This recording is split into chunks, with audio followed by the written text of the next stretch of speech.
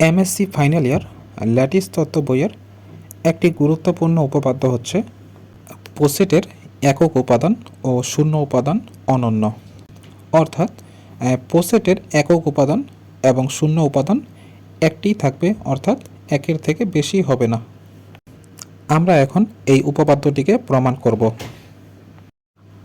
তো প্রথমেই ধরি পি কমা লেস দেন ইকুয়াল একটি পোসেট। তো যেহেতু আমাদের প্রশ্নে একক উপাদান ও শূন্য উপাদান অনন্য এটা প্রমাণ করতে বলা হয়েছে, তো আমরা প্রথম অংশে পোসেটের একক উপাদান অনন্য এটা প্রমাণ করব। তাহলে প্রথম অংশে আমরা লিখতে পারি, এখন এই পোসেটের একক উপাদান অনন্য এটা প্রমাণ করার জন্য আমরা ধরে নিব পোসেটের দুইটি একক উপাদান আছে। তাহলে আমরা লিখতে পারি, যদি সম্ভব হয় ধরি পি কমা লেস দেন ইকুয়াল এর দুইটি একক উপাদান ইউ ও ভি বিদ্যমান। তো একক উপাদান হলো এমন একটি উপাদান যার থেকে ওই সেটের অন্যান্য সকল উপাদান তার থেকে ছোট বা সমান হবে। তো আমরা এই পি পোসেটের দুইটি একক উপাদান ধরে নিয়েছি। তো প্রথমে যদি আমরা এই ইউকে পি এর একক উপাদান বিবেচনা করি তাহলে লিখতে পারি, এখন পি এর একক উপাদান ইউ।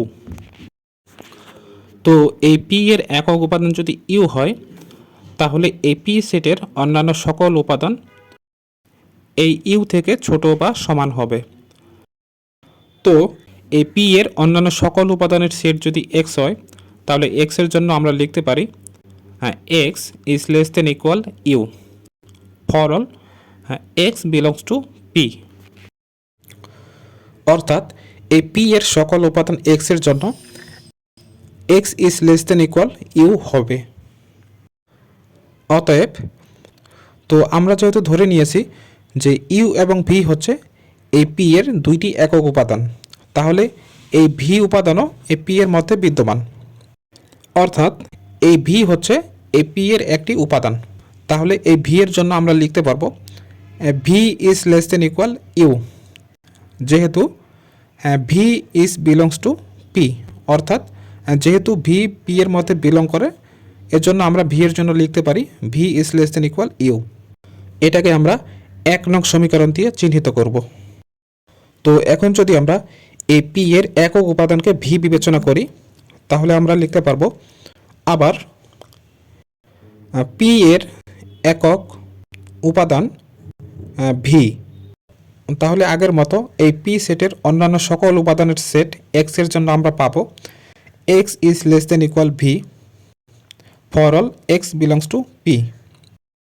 এবং এই ইউ যেহেতু পি এর মধ্যে বিদ্যমান তাহলে আমরা এই ইউ এর জন্য লিখতে পারবো U is less than equal P, যেহেতু এই ইউ পি এর মধ্যে বিলং করে।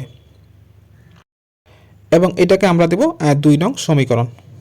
তাহলে আমরা এই 1 এবং 2 নং সমীকরণ থেকে পাবো, তো যেহেতু 1 নং সমীকরণে V is less than equal U এবং 2 নং সমীকরণে U is less than equal V, তাহলে আমরা লিখতে পারি ইউ ইকুয়ালস টু ভি।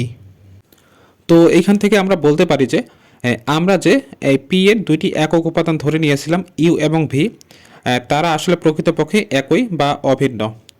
সুতরাং এইখান থেকে আমরা প্রমাণ করতে পারি যে পোসেটের একক উপাদান অনন্য।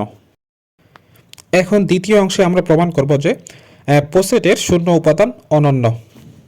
এখন আমরা একইভাবে ধরে নিব, যদি সম্ভব হয় ধরি পি কমা লেস দেন ইকুয়াল পোসেটের দুইটি শূন্য উপাদান আলফা ও বিটা বিদ্যমান। এখন যদি আমরা এই পি এর শূন্য উপাদান আলফা বিবেচনা করি তাহলে আমরা লিখতে পারবো যে এখন পি এর শূন্য উপাদান আলফা। তো শূন্য উপাদান হলো এমন উপাদান যার থেকে ওই সেটের অন্য সকল উপাদান তার থেকে বড় হবে বা তার সমান হবে। তাহলে এই পি সেটের অন্যান্য সকল উপাদানের সেট যদি এক্স হয় তাহলে আমরা এক্স এর জন্য লিখতে পারবো X is greater than equal alpha. For all X belongs to P. তো আমরা যেহেতু ধরে নিয়েছিলাম যে পি এর দুইটি শূন্য উপাদান হচ্ছে আলফা এবং বিটা, তাহলে আমরা বলতে পারি যে এই বিটা হচ্ছে এই পি এর একটি উপাদান, অর্থাৎ এই পি এর অন্যান্য সকল উপাদানের সেট এক্স এর মধ্যে এই বিটা বিদ্যমান। তাহলে এই বিটার জন্য আমরা লিখতে পারবো যে beta is greater than equal alpha, যেহেতু বিটা পি এর মধ্যে বিলং করে। তো এটাকে আমরা দেব 3 নং সমীকরণ। আবার এই পি এর শূন্য উপাদান যদি আমরা বিটা বিবেচনা করি, তাহলে আমরা লিখতে পারবো পি এর শূন্য উপাদান হচ্ছে বিটা। তাহলে একইভাবে আমরা এই পি এর অন্যান্য সকল উপাদানের সেট এক্স এর জন্য পাবো x is greater than equal beta for all X belongs to P.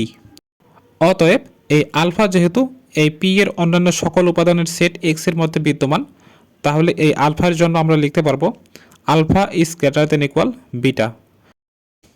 আর যেহেতু আলফা এই পি এর মধ্যে বিলং করে, তো এটাকে যদি আমরা এই 4 নং সমীকরণ দিই, তাহলে আমরা একইভাবে এই 3 এবং 4 নং সমীকরণ থেকে পাবো আলফা ইকুয়ালস টু বিটা। অর্থাৎ এইখান থেকে আমরা বলতে পারি যে আমরা যে দুইটি শূন্য উপাদান ধরে নিয়েছিলাম আলফা এবং বিটা, তারা প্রকৃতপক্ষে একই উপাদান বা অভিন্ন উপাদান। সুতরাং আমরা এখান থেকে লিখতে পারি যে প্রো সেটের শূন্য উপাদান অনন্য।